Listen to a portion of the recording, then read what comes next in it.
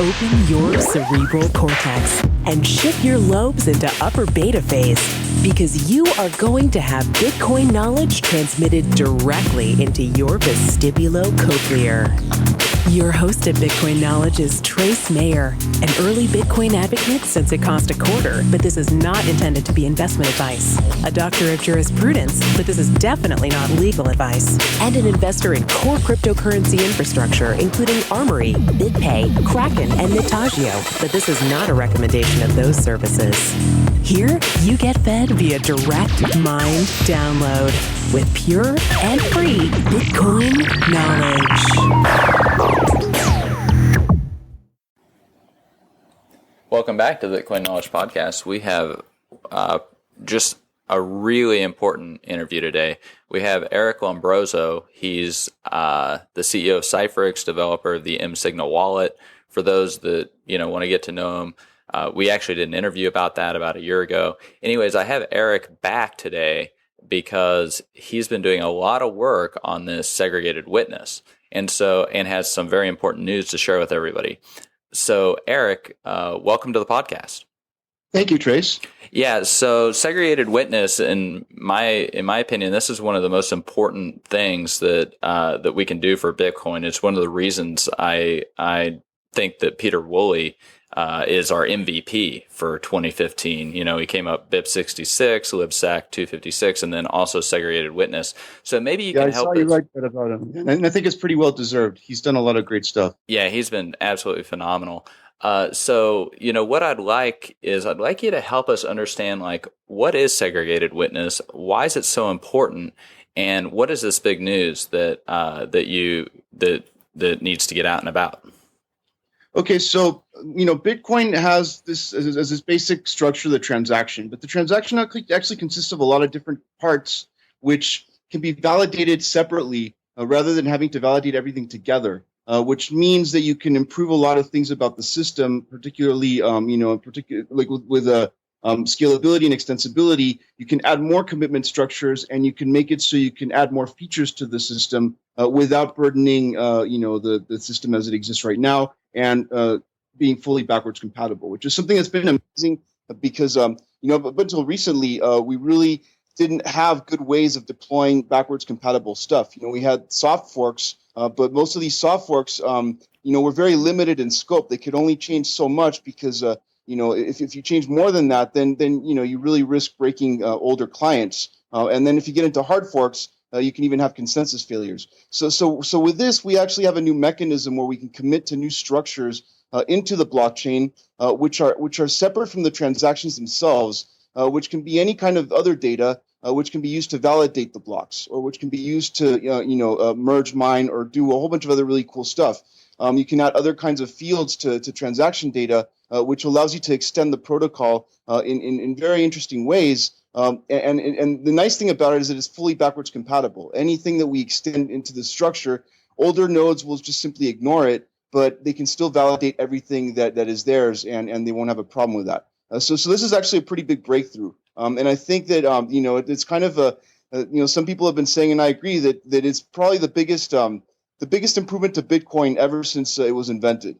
Yeah, and I mean, that's a huge deal. Like you and I, we've kind of rubbed shoulders, since at least 2011 in San Diego. And then Dr. Back, I was having dinner with him in December 2013, and I remember a comment he made. He said, the actual extensibility of Bitcoin has kind of gotten very slow because we don't want to risk the $6 billion market cap. And that's when he presented to me his idea of sidechains. And it was before he could even figure out the two-way peg, but he kind of gave the assertion that, this would be the way that we could roll out new versions of the software, like new development, new features. But you're saying that this SegWit actually is going to let us do it with the main production Bitcoin, because we're able to do it in this backwards compatible way. That's our hope. I mean, let's not I think that there's still a place for sidechains. We definitely don't want to be experimenting too much on the main network with stuff that's very experimental still, that we still haven't really fully tested. So, sidechains could potentially serve a purpose there. But the nice thing about SegWit is that it does give us a deployment mechanism which gives us a much larger margin of error and a much larger deployment time frame. So it's not like everyone needs to upgrade before a certain particular deadline. Stuff can be rolled out gradually, little by little, and people can kind of adopt it as they see fit. And as things get more and more universally adopted, then more nodes are going to support the new features. But it's not like it doesn't cause like this kind of abrupt change where with side chains you might come up with a really cool idea on some side chain that you want to bring back to the main network. But now it's going to be really hard to deploy it because you maybe have implemented in a way that's completely different or incompatible, or it's really it's a lot of the source code in these kinds of side chains might diverge significantly from the original chain. With this kind of stuff, we're talking about the commitment structure itself being extensible, which means that it's kind of independent of the implementation itself. This is something which is more the way that the data is structured, which we can extend, and anyone that follows the particular design of that of the way that we extend this, their software will automatically also be updated. So this is something that's really exciting because it also provides a much better mechanism for deploying this stuff that doesn't require like rewriting everything from scratch, like a lot of the stuff that has been proposed in the past. But at the same time, it does allow us to roll out really a lot like very powerful features. So it gives us much more room to play with things that we can actually do that before were just simply too difficult. Yeah, this is, I mean, it is such a huge breakthrough. Now, it's going to cause some people some extra work, right? I mean, one of the things that Adam Back had helped me understand is just the importance of economic consensus, and that economic consensus takes place with the wallets. And you're the developer of a major wallet, mSigna. If I were to actually like look at what are our best wallets out there, there's Armory and mSigna are kind of those two in that ultra secure camp. What type of extra work is this going to put onto the shoulders of our wallet developers and by extension exchanges, payment processors, etc.? Well, it does require a little bit of retrofitting to support the new features. Of course, if you're like, for instance, if you have an SPV wallet, it's pretty much compatible out of the box. It'll work without any modifications. But if you want to have like a full node, a full validating wallet, then you're going to have to retrofit some stuff to be able to validate the new commitment structures, to check the witnesses and, check the signatures which have been pulled out of the transactions. But all in all, it's actually not that complicated. We're looking to put out a lot of documentation and, bring in a lot of wallet developers to, collaborate in developing this. And, even though we do have a working testnet right now, we're still looking for input for wallet developers and to see what kind of stuff might help them integrate better, and we want to make this as simple as possible. The nice thing is that it's not something that needs to be done by some particular deadline. Like I said before, this is something which can be rolled out gradually, and we don't need to put in all the features. I mean, we've already thought of a lot of really cool features we'd love to have in this, but we don't have to roll them all out at once. We can start with just like the simple minimal kind of stuff, and then gradually roll stuff out as we get more and more people to kind of see the value and how they're going to be able to offer more to their users from these new features. So this is something which I would like to I would like to invite all wallet developers that are interested to participate in this, and definitely we're open to to seeing how we can make this simpler. Right, and then obviously, just like nobody really uses Netscape anymore, the wallets that don't really add those additional features, they'll just kind of fall out of relevance and usefulness for their people. One of the concerns that I've seen talked about quite a bit is the anyone can spend issue. Maybe you can talk a little bit about that. Like, what is this anyone can spend issue, and does that pose like a threat to double spending or other stuff like that?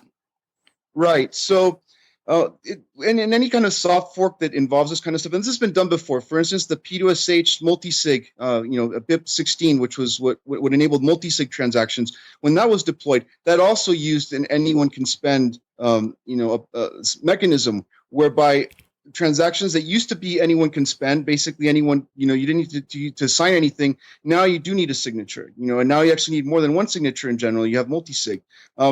But this was done successfully, and it's been I think that it's been pretty clear that it can be done securely. It can be rolled out very securely. I think a lot of people might be concerned about that. Older clients are not going to be able to validate those transactions because to them, they just see, someone basically sending free money and someone else just using the free money. Of course, it's not free money because whoever used it actually had to sign for it. It's just that those signatures are going to be invisible to the old nodes. But if you look at any soft fork that we've done, that's always the case. We encourage people to upgrade if it is that miners, 95% of miners or more, like we're looking for a super majority that do indicate support for this. That would mean that they are going to be no longer accepting transactions that were anyone can spend transactions, that no longer anyone can spend transactions, which means that as long as the miners are actually following these rules, even with an SPV client, you can be pretty sure that you're not going to be seeing anyone can spend transactions that are spent without proper authorization on the blockchain.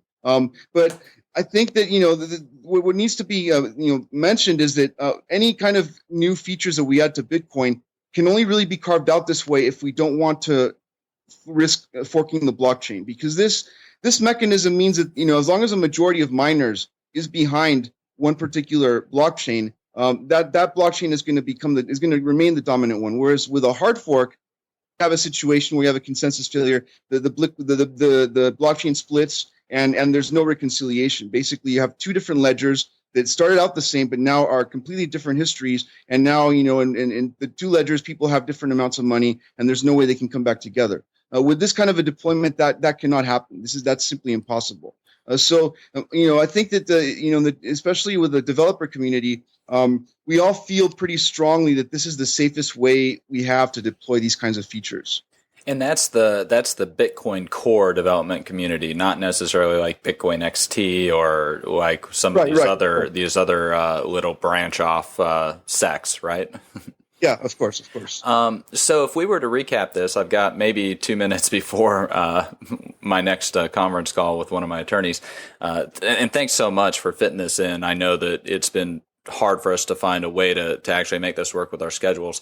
But if we were to recap this, like, what is the big news? You've actually rolled out this SegWit in testnet now? Yes, we have a testnet for it. We're going to be going public with it very soon, inviting developers to come in and participate and, join the network and write apps on it and develop wallets and all that good stuff. We have a working system right now. It works. We've tested it. We're still trying to make sure that we haven't missed anything, any major gaping security holes or anything like that. We also want to, figure out what the scope of this is going to be. We don't want, as I said before, we don't want to release everything at once because it's too much. It's, we need to kind of, pace ourselves with this. And I think we need to figure out what it is that, needs to go into the first release. But I think for now, we pretty much have a functional testnet that pretty soon we're going to be opening up and let people play around with. Well, this has been, this has just been tremendous. Thanks so much for all the work that you've done with this. I know that you've done a tremendous amount regarding this, and also Peter Woola, our MVP from last year, and then just the Bitcoin core team as a whole. I mean, I just wonder how many millions of dollars it's taken to write a lot of this code, just the code in 2015, and the extensibility with stuff like this. So thanks so much for doing that. Thanks so much for this big news about SegWit, and also being able to jump on the call with me so that we could get this recorded, and look to have you back later. So we've had Eric Lombrozo, CEO of Ciphrex and the developer of the mSigna wallet, talking about Segregated Witness. Thanks for being with us, Eric. Thanks so much, Trace. Be sure to get a copy of the free Bitcoin Guide at freebitcoinguide.com. Got a question or suggestion? Record your voice at bitcoin.kn. Don't be shy. To help the show, share bitcoin.kn with friends, post about it on Reddit, and otherwise spam the interwebs. Your iTunes comments and 5-star reviews are very important to us. Please continue tuning in to the Bitcoin Knowledge Podcast, where we release interviews with the top people in the Bitcoin world. Now take some choline and let that Bitcoin knowledge consolidate.